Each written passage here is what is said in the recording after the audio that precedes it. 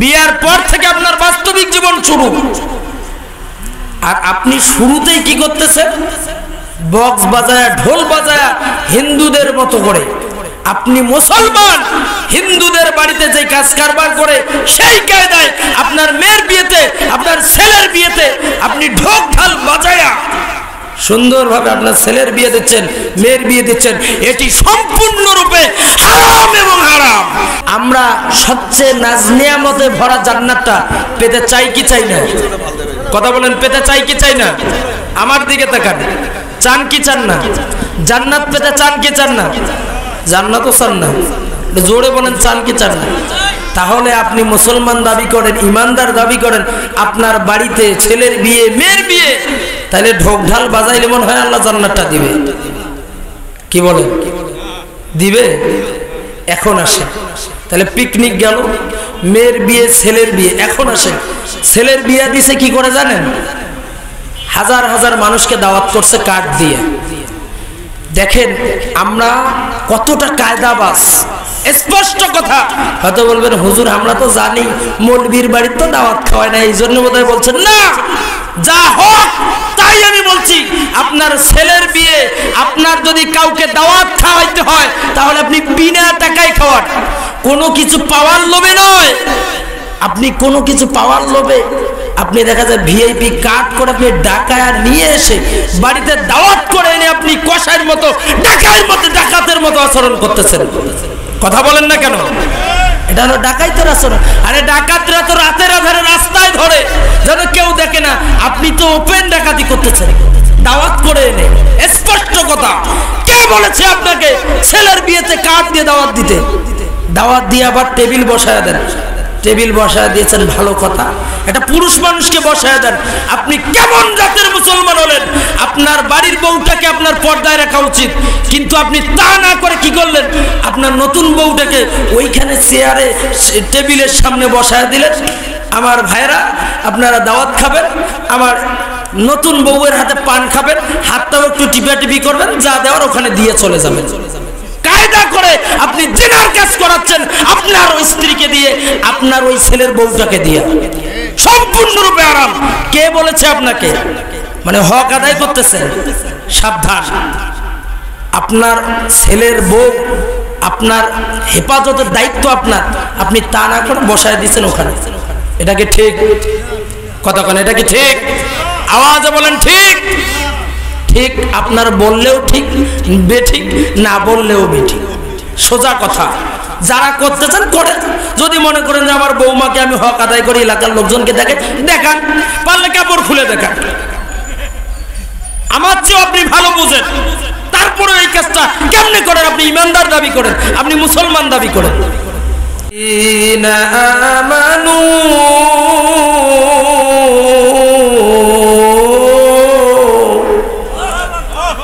আল্লাহ তাআলা বলেন, গোলামেরা নিশ্চয় যারা ঈমান আনবে, যারা ঈমান এনেছে, সুবহানাল্লাহ বলেন, যারা ঈমান এনেছে।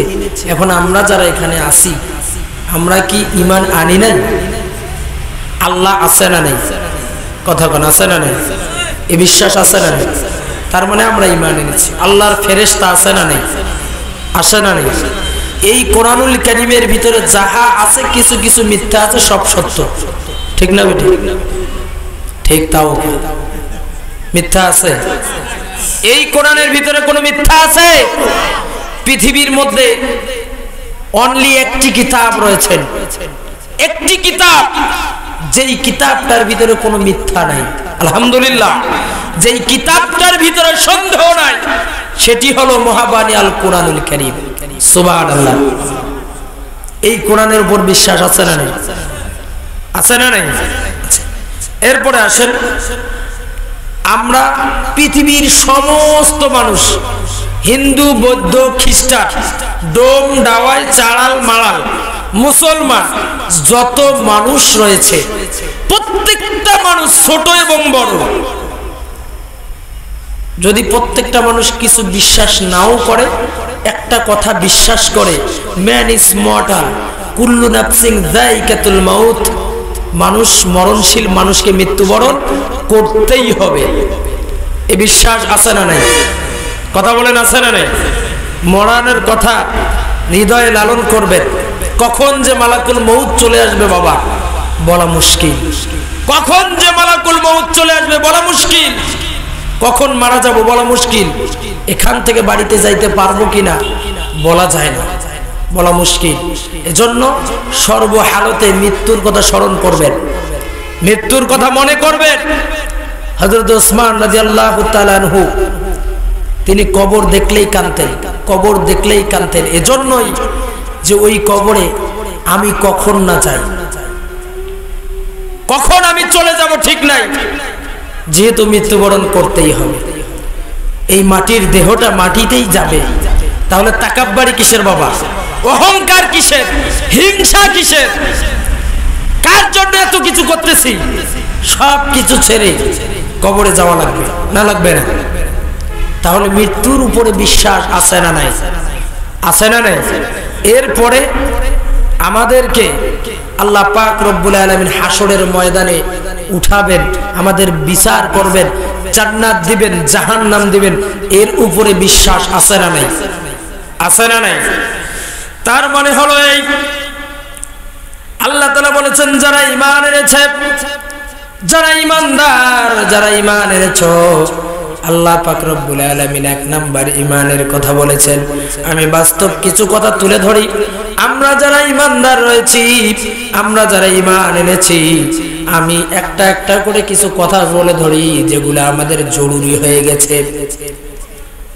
বর্তমান সময় শীতের রাত, কিছু কিছু জায়গায় দেখা যায় আমরা ঈমানদার, আমরা মুসলমান নিজেকে দাবি করি, নামাজ না পড়লেও মুসলমান দাবি করি, নামাজ পড়লেও মুসলমান দাবি করি।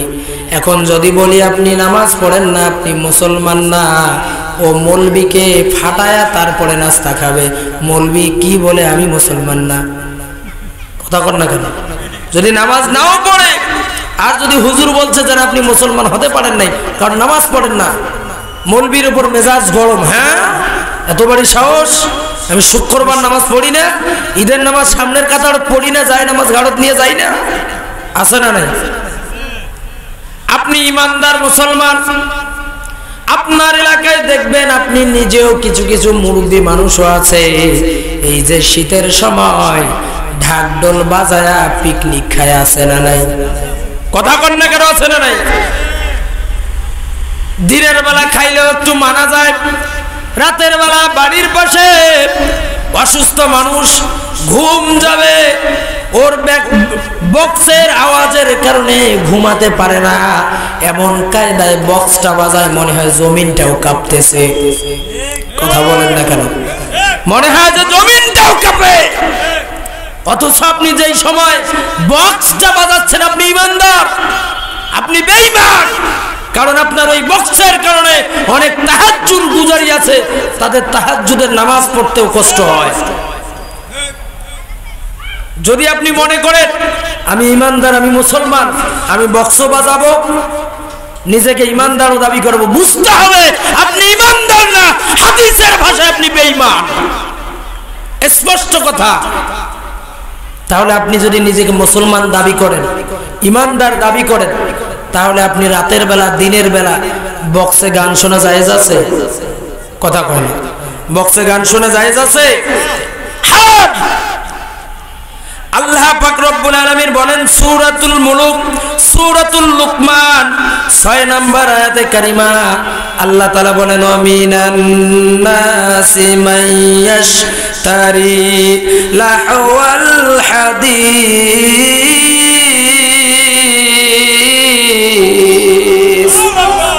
এখানে লাহওয়াল হাদিস বলতে এই জিনিসটাকেই বোঝাইছেন বাদ্যযন্ত্র, গান বাজনা, এটাকেই বোঝাইছেন মুসলমান দাবি করেন।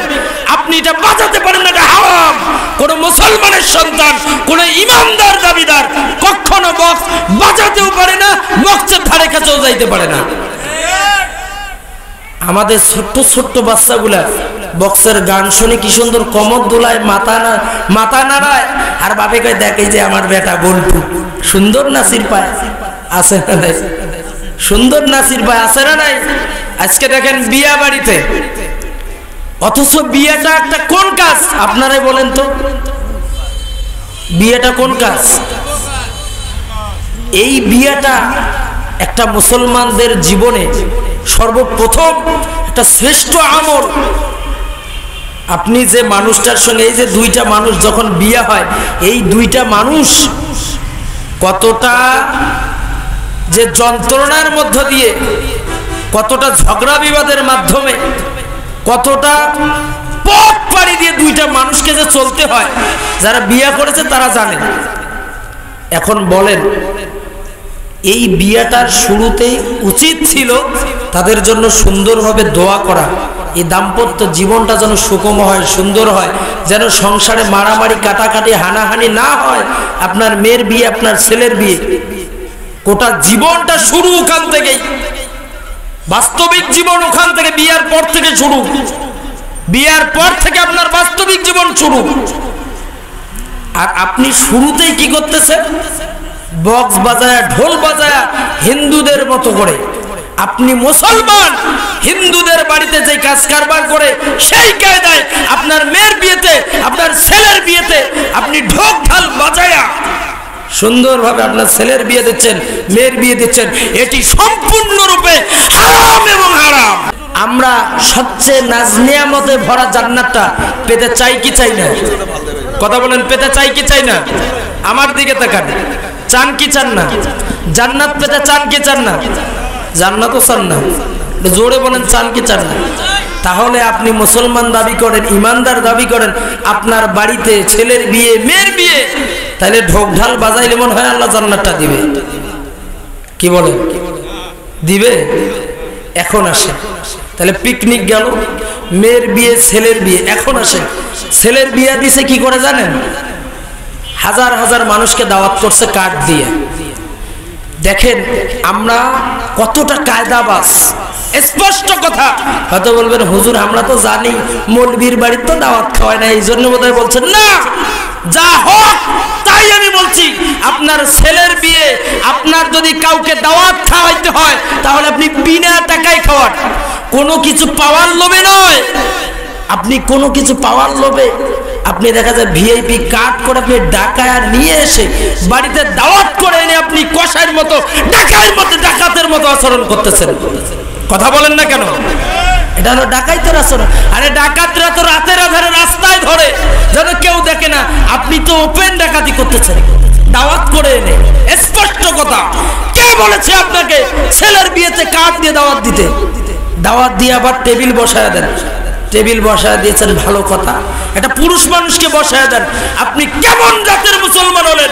আপনার বাড়ির বউটাকে আপনার পর্দায় রাখা উচিত, কিন্তু আপনি তা না করে কি করলেন? আপনার নতুন বউটাকে ওইখানে চেয়ারে, টেবিলের সামনে বসায় দিলেন। আমার ভাইরা, আপনারা দাওয়াত খাবেন, আমার নতুন বউয়ের হাতে পান খাবেন, হাতটাও একটু টিপাটিপি করবেন, যা দেওয়ার ওখানে দিয়ে চলে যাবেন। কায়দা করে আপনি জিনার কাজ করাচ্ছেন আপনার ওই স্ত্রীকে দিয়ে, আপনার ওই ছেলের বউটাকে দিয়ে। সম্পূর্ণরূপে আরাম। কে বলেছে আপনাকে? মানে হক আদায় করতেছেন। সাবধান। আপনার ছেলের বউ, আপনার হেফাজতের দায়িত্ব আপনার, আপনি তা না করে বসায় দিচ্ছেন ওখানে। এটা কি ঠিক? কথা কেন? এটা কি ঠিক? আওয়াজে বলেন ঠিক। ঠিক আপনার বললেও ঠিক, বেঠিক না বললেও বেঠিক। সোজা কথা। যারা করতেছেন করে। যদি মনে করেন যে আমার বৌমাকে আমি হক আদায় করি, এলাকার লোকজনকে দেখে দেখান, পারলে কাপড় খুলে দেখান।